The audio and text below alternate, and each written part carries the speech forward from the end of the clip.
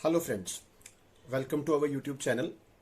आज के वीडियो में मैं आपके साथ इंडिया नेपाल बाउंड्री के साथ जुड़ा हुआ एक बहुत ही इंपॉर्टेंट इशू डिस्कस करना चाहता हूं। इसमें इशू क्या है, इसकी हिस्टोरिकल बैकग्राउंड क्या है, इसके ऊपर हम लोग जो है वो बातचीत करेंगे। 1 जून 2020 के ट्रिब्यून न्यूज़पेपर के फ्रंट पेज के ऊपर एक हेडलाइन छपती है, Nepal tables bill to alter map. Nepal अपने नक्शे को बदलने के लिए अपनी पार्लियामेंट के अंदर एक बिल पेश करता है। ये सारा का सारा जो इशू है वो इस न्यूज की बैकग्राउंड में अगर हम जाएं तो हम समझ सकते हैं। 8 मई 2020 को हमारे देश के डिफेंस मिनिस्टर श्री राजनाथ सिंह जी ने एक रोड की इनॉग्रेशन की।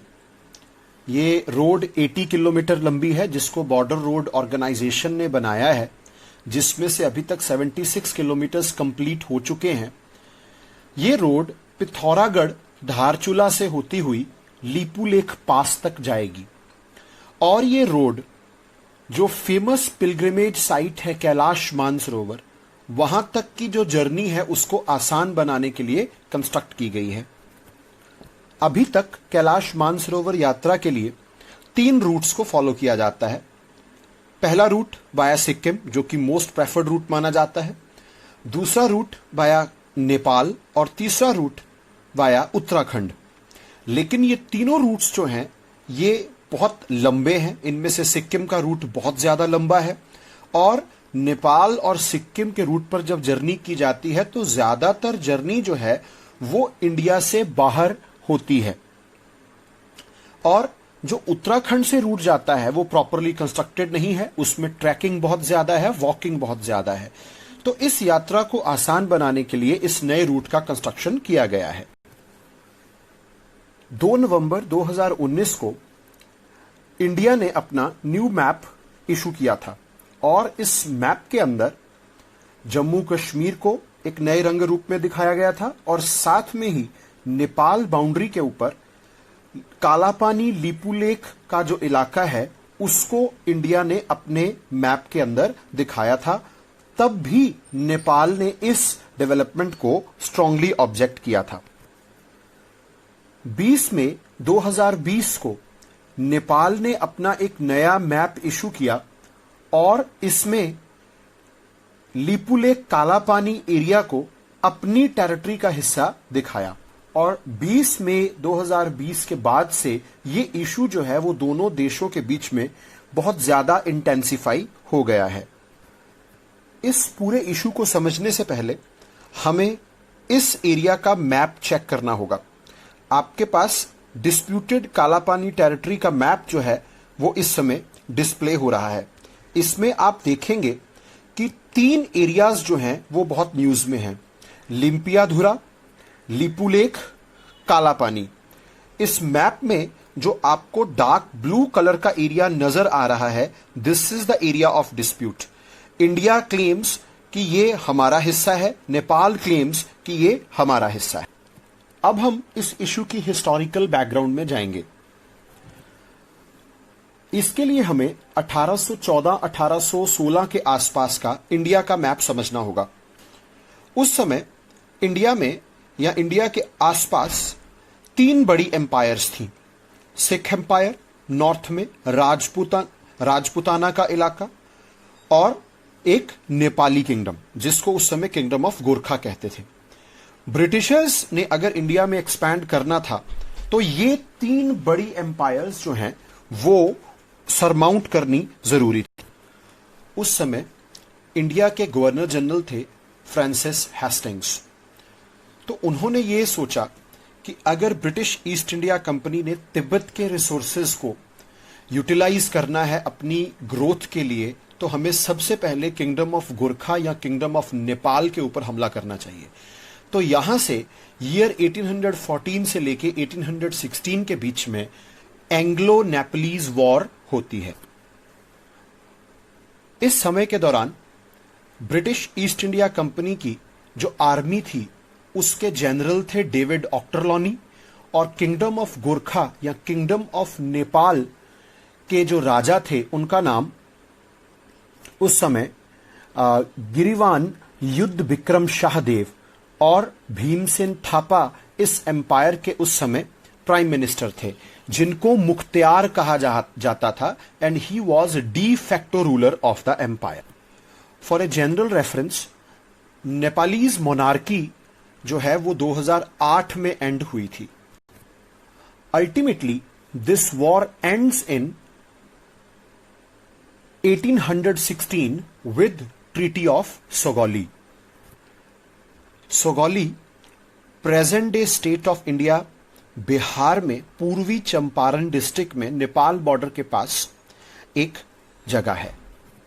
ट्रीटी ऑफ सोगौली वो इंसिडेंट है जिसके थ्रू ब्रिटिशर्स ने नेपाल और इंडिया की बाउंड्री उस समय पर डिसाइड की थी। सोगौली की ट्रीटी जो है वो 2 दिसंबर 1815 को in field, in the battlefield sign हुई थी और इसको रेटिफाई मतलब इसको मंजूरी दी गई थी नेपाल के मोनार्क द्वारा 4 मार्च 1816 में। नेपाल की तरफ से राजगुरु गजराज मिश्रा और चंद्रशेखर उपाध्याय सिग्नेटरी के तौर पर आए और ब्रिटिश ईस्ट इंडिया कंपनी की तरफ से लेफ्टिनेंट कर्नल पैरिस ब्रैडशॉ ने इस ट्रीटी को साइन किया और नेपाल के साथ टेरिटोरियल सेटलमेंट जो है वो इस ट्रीटी के थ्रू की गई। अब हम इस ट्रीटी के मेन पॉइंट्स को समझने की कोशिश करते हैं। नेपाल या किंगडम ऑफ गोरखा की जो टेरिटरी थी वो Sutlej river in the west and Mechi river in the east इसके बीच में निर्धारित कर दी गई। नेपाल को कुमाऊं, गढ़वाल, सिक्किम और तराई के इलाके जो हैं वो छोड़ने पड़ गए और वहां से प्रेजेंट डे नेपाल का मैप जनरेट होता है।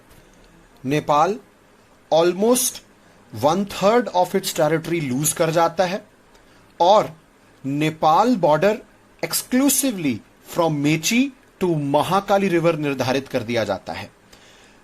सतलुज रिवर के आगे वाले एरियाज जिनमें कुमाऊं, गढ़वाल, नैनीताल, कांगड़ा, हिमाचल के बहुत सारे एरियाज नेपाल को सीड करने पड़ जाते हैं, देने पड़ जाते हैं ब्रिटिश ईस्ट इंडिया कंपनी को। British east India company Nepal के राजा को 2 लाख रुपए पर ईयर टैक्स के रूप में देगी तराई रीजन को इस्तेमाल करने के लिए। काठमांडू में एम्बेसी खोली जाएगी। तो इस तरह से इस ट्रीटी के तहत नेपाल की बाउंड्री की सेटलमेंट होती। Now why this particular issue has come into the news. Mahakali river is marked as the border between India and Nepal. लेकिन ये जो आपके पास मैप है जिसमें लिम्पियाधुरा, लिपुलेख, धारचूला का इलाका नजर आता है, इस इलाके के अंदर से महाकाली रिवर बहुत सारी स्ट्रीम्स में से पैदा होती है। कभी भी कोई रिवर एक पर्टिकुलर स्ट्रीम से पैदा नहीं होती है, उसके अंदर बहुत सारी ट्रिब्यूटरीज फॉल करती हैं तो मास्टर स्ट्रीम बनती है।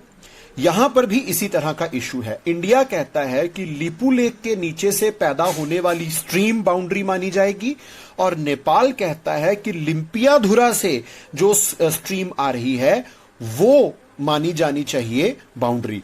तो यहां से ये जो ट्रायंगुलर एरिया है लिम्पियाधुरा, लिपू लेक, धारचूला के आसपास का, ये डिस्प्यूट में आता है। लिपू लेक स्ट्रेटेजिकली इंडिया के लिए बहुत इंपॉर्टेंट वैंटेज पॉइंट है। It is a very high point जहां से इंडिया चाइनीज डेवलपमेंट्स के ऊपर नजर रखता है। एक छोटी सी करेक्शन मैं यहां पर करना चाहूंगा। जो नेपाल की बाउंड्री डिसाइड की गई थी that was between Mechi and Mahakali. जो सतलुज का पीछे रेफरेंस आया है कि सतलुज के आगे के एरियाज भी छोड़ने पड़े नेपाल को, आप उसको इस तरह से समझिएगा। अब इस सारे इशू के अंदर एक चाइनीज एंगल भी आ रहा है। नेपाल में इस समय कम्युनिस्ट पार्टी का शासन है और चाइना जो है वो इस समय कम्युनिस्ट फिलॉसफी को फॉलो करने वाली दुनिया की सबसे बड़ी कंट्री कह सकते हैं। इस समय दुनिया में लगभग 5 ऐसी कंट्रीज हैं जो कि कम्युनिस्ट विचारधारा को फॉलो करती हैं। क्यूबा है, नॉर्थ कोरिया है, वियतनाम है, चाइना है और लाओस है। तो इस समय नेपाल के अंदर कम्युनिस्ट विचारधारा की पार्टियों का शासन है। तो इस वजह से यह नजर आता है कि China is using Nepal as a tool against India to create unrest in rapidly progressing Indian subcontinent. For a quick reference, communism term को भी हमें थोड़ा सा अटेंड करना चाहिए।